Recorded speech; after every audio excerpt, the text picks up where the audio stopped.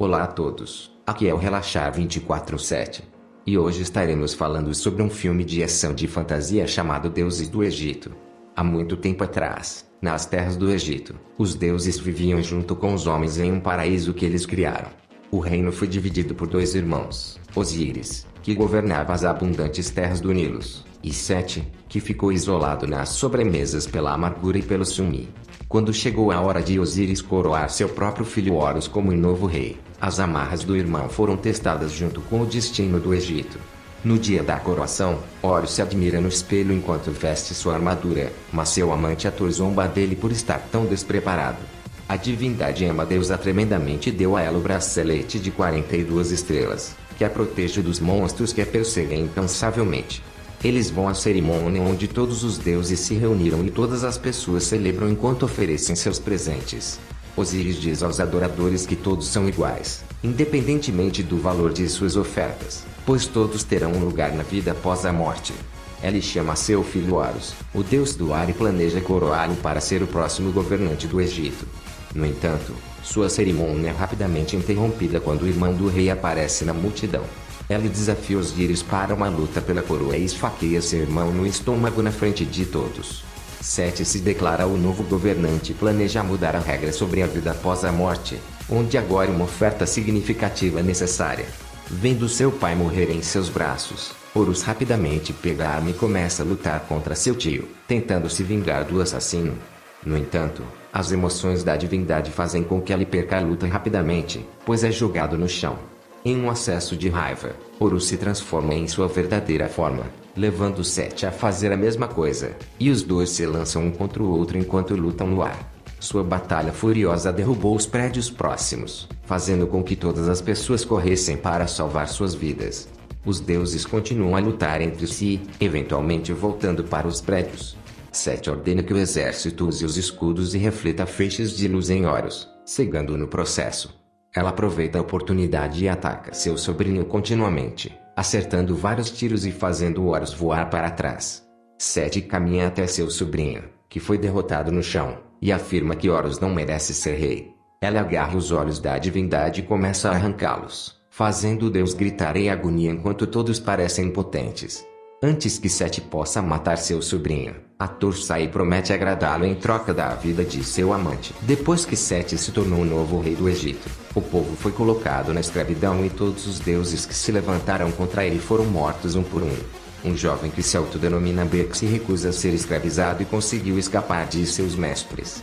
Ele continua na cidade e chega em frente a um palácio, onde sua amante Zaya é mantida cativa como escrava pelo arquiteto-chefe que trabalha para Setembro. Berk a surpreende depois que o mestre da mulher sai, e planeja roubá-la, mas Zaya diz a ele que isso não fará nada porque o país inteiro está sofrendo. Ela quer que seu amante roube os olhos de Horus de Sete, já que a mulher acredita que seu deus é o único que pode libertar o povo do Egito. Zaya mostra a Berk a biblioteca do arquiteto, e o homem encontra um desenho da pirâmide de Sete, onde ela esconde as origens de seus poderes. A mulher também mostra ao amante os planos do cofre, onde o arquiteto colocou inúmeras armadilhas para impedir que qualquer pessoa roubasse os tesouros de dentro. À noite, Berk cega as carroças do tesouro do topo do telhado e consegue pular nas pilhas de ouro dentro da carroça. As grandes quantidades de tesouros são depositadas dentro de um túnel secreto, e Berk finalmente chega dentro de uma câmara subterrânea, bem na frente do olho de Horus. As armadilhas que guardam os tesouros provam ser extremamente perigosas, pois qualquer erro faria com que o homem morresse de uma forma muito desagradável. Ellie chega à ponte final, mas ela começa a desmoronar rapidamente, forçando o homem a correr desesperadamente e pular em direção ao olho mágico, agarrando-o no último momento. Berk corre de volta para sua namorada com a boa notícia, mas percebe algo errado enquanto ela se desculpa. O mestre de Zaya descobriu seu plano para roubar seu deus e cercou Berk de soldados para capturar o ladrão. Porém, Berk é capaz de reagir rapidamente e usa o olho para cegar os inimigos, dando a Ellie a chance de escapar com a garota. Ellie pega os cavalos e foge do castelo, enquanto mostra ao seu amante o tesouro que Ellie roubou. A celebração é interrompida quando Zaya é atingida por uma flecha bem no peito, o que faz com que a garota morra na frente do homem. Sem outra escolha, Berk rapidamente vai a um templo em que Horus reside e entra no Palácio Escuro, tentando pedir à divindade ajuda para salvar sua namorada. Horus sente a presença do olho e exige que Beco devolva-a imediatamente, mas o homem se recusa, a menos que o deus possa ressuscitar Zaya. Sem outra escolha, Horus começa a cantar no corpo da garota e traz Anubis, que leva a alma da mulher para o mundo subterrâneo. Beco fica furioso ao ver que Horus essencialmente fez o oposto de salvar Zaya, mas é capturado pela divindade e forçado a devolver o olho. Após Horus recuperar a capacidade de ver, ele planeja matar o homem por seu desafio anterior, mas depois de saber que o mortal viu o caminho para a pirâmide de setembro, Horus decide usar a ajuda do homem e promete trazer a garota de volta se ele se tornar o rei do Egito novamente. Ao mesmo tempo, Sete descobriu que o olho foi tirado de seu cofre e culpa o arquiteto por sua incompetência. A divindade imediatamente envia seu braço direito para capturar o mortal responsável pelo roubo. Enquanto isso, Beck chegou ao topo de uma montanha com Horus, onde ele caça seu avô Ra, o deus do sol, a fim de recuperar a habilidade de voar temporariamente. Horus se transforma mais uma vez e voa para longe da Terra, eventualmente chegando a uma nave gigante no topo do mundo. Eles veem que o deus do sol Ra está lutando contra um enorme demônio chamado Apophis, que deseja consumir todas as criações. A divindade mais velha dispara vários ataques contra o grande monstro, forçando-o a alterar seu curso para longe do planeta. Ra retorna para seu neto e revela que sabe exatamente por que Horus veio, mas se recusa a se envolver pessoalmente em seus conflitos. Ele vê todas as vidas como iguais, uma vez que são todas suas criações, mas ele permite que Horus pegue a água mágica do navio que é capaz de extinguir o poder do conjunto de dentro da pirâmide. Os dois voam de volta à Terra e caem no chão, mas antes que possam se recuperar, eles são rapidamente atacados pelos lacaios de Sete na cachoeira. Horus é capaz de lutar contra eles facilmente, mesmo sem acesso a todo o seu poder, e começa a matá-los um por um usando sua lança. No entanto, um dos batedores conseguiu sobreviver ao ataque e voltou para seu mestre. Ele conta à divindade sobre a localização do inimigo e também que Horus prometeu ao mortal ressuscitar a mulher, o que parece divertir o deus por saber que isso não é possível. Sete diz aos tenentes de seu exército para irem atrás de seu sobrinho desta vez e ordena que eles matem o mortal também. Ao mesmo tempo, Hathor está secretamente cuidando de seu amante e vê que Horus não está mais no templo de seu pai, mas sua deslealdade é descoberta por Sete, que a espiona por trás. Ela corre para matá-la pela traição, mas Hathor tira sua pulseira e é rapidamente levada por vários demônios. Ela reaparece longe do perigo após colocar a pulseira e começa a procurar por Horus, sabendo que ela é o único aliado que ela resta. Enquanto isso, Beck nota uma tempestade de areia vindo de trás da qual são os caçadores de Sete montados em suas serpentes gigantes. Os dois começam a fugir imediatamente, pois Horus não tem energia suficiente para lutar contra seus perseguidores. As cobras gigantes perseguem-nos, destruindo tudo para trás, enquanto os dois correm desesperadamente para salvar suas vidas. Os monstros começam a se aproximar enquanto cuspem fogo nos personagens principais, forçando-os a se esconder atrás da estátua e rastejar para dentro das trincheiras. Horus tenta atacar a serpente negra usando sua lança e consegue prender o monstro temporariamente perfurando sua mandíbula, mas o caçador o ataca furiosamente, fazendo com que ele recue para os canais. A divindade percebe que eles não podem se esconder para sempre e diz a Beck para atrair uma das cobras para longe, enquanto ela ataca por trás. O homem corre em direção ao templo e chama a atenção do caçador, fazendo com que a cobra branca o persiga de perto enquanto cuspia fogo. Horus é capaz de alcançar o monstro e sobe em suas costas, emboscando o caçador amarrando a besta. A cobra avança em direção ao penhasco e cai do alto, enquanto Horus mal consegue escapar. Os dois fogem do prédio em colapso bem a tempo, mas apenas para ver que Hathor encontrou sua localização. A mulher caminha em direção à cobra gigante sem medo enquanto o caçador manda o monstro queimá-la. Surpreendentemente, a criatura se recusa a ouvir, pois é hipnotizada pela deusa. Hathor comanda o monstro para se queimar, e a criatura começa a cuspir fogo em seu corpo, matando seu mestre também. Horus revela a Hathor que planeja entrar na pirâmide de Sete e destruir seu poder apagando o fogo da sobremesa. A deusa diz a ela que o plano não funcionará, pois a divindade maligna colocou uma esfinge dentro do prédio para lutar contra os invasores.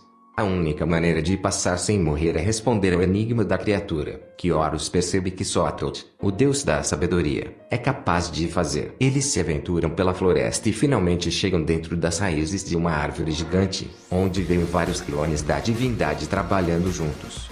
Horus quer que o deus da sabedoria os ajude a derrotar a esfinge, mas a divindade se recusa, alegando que seu trabalho é muito mais importante do que resolver algum enigma. No entanto, Beck começa a usar a vaidade do deus contra Ellie, alegando que Ellie tem muito medo de dar uma resposta errada. Não querendo arriscar perder seu ego, a divindade concorda em aceitar o desafio, enquanto Horus elogia Beck por seu raciocínio rápido. O grupo passa pela sobremesa e chega em frente a uma pirâmide, onde todas as pedras se mexem ao mesmo tempo.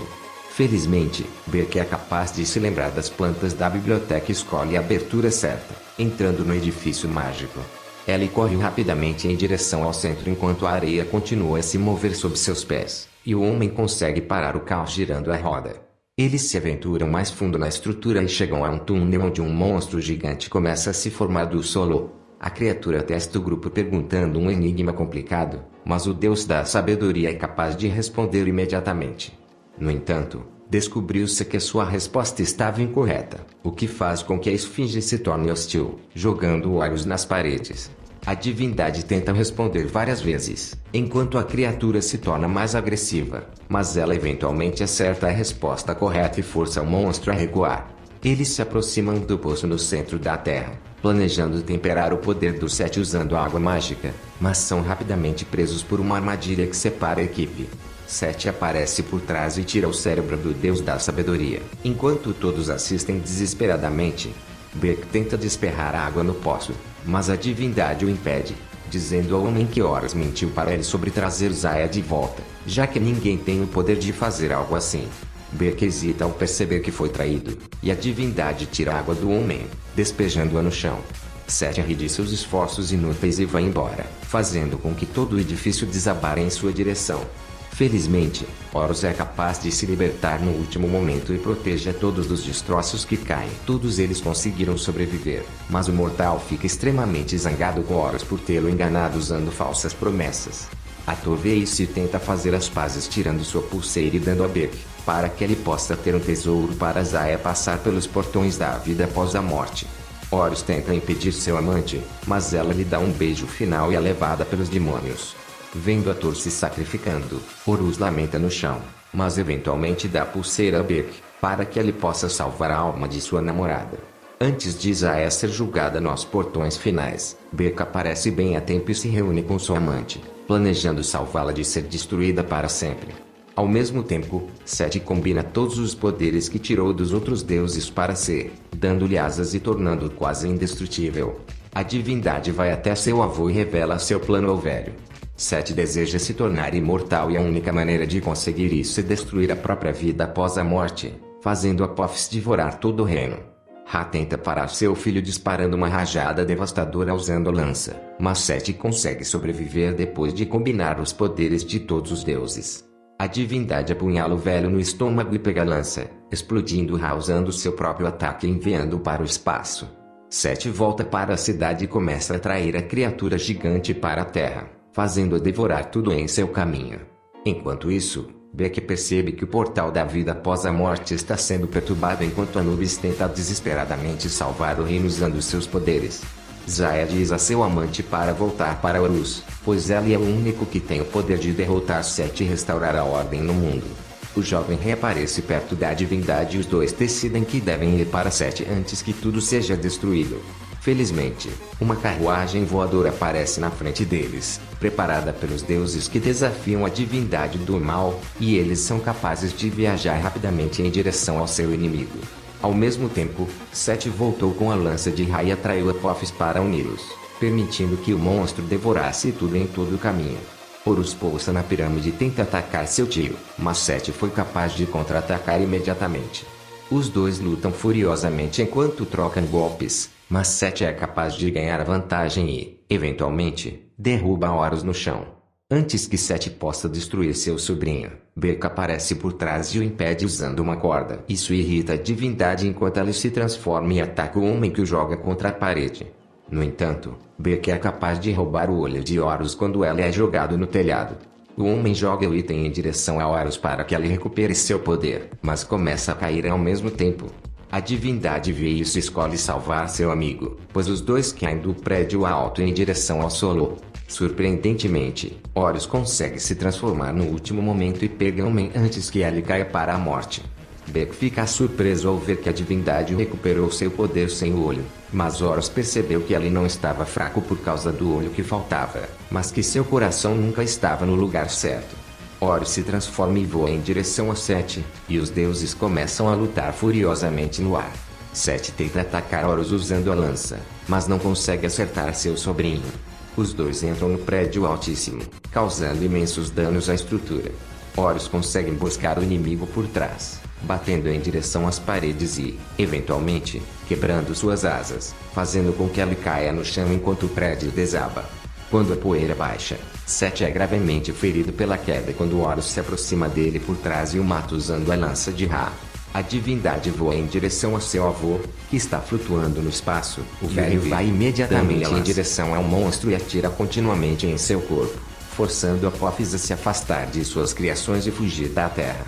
Horus retorna à cidade e vê que um de seus seguidores encontrou seu outro olho, permitindo que ele finalmente recupere seu verdadeiro eu. Ele caminha em direção a Beck, apenas para ver que o homem já morreu dos ferimentos anteriores. Horus o carrega em direção a Zaya, colocando seus corpos juntos e permitindo que eles finalmente descansem. Porém, Ra aparece no último momento para agradecer a seu neto e realiza o desejo da divindade revivendo os amantes. Beck acorda ao lado de sua amante Zaya, e os dois se beijam em sua celebração. Horus finalmente é coroado e se torna o novo rei do Egito, e ele muda a regra em relação à vida após a morte, dizendo ao povo que eles não serão julgados pelos tesouros que trazem, mas sim pelas boas ações que fizeram em sua vida. Após a coroação, Beck dá a Horus a pulseira de Hathor e a divindade rapidamente se transforma e voa, correndo para salvar sua amante e se unir a ela finalmente. Obrigado por assistir o vídeo.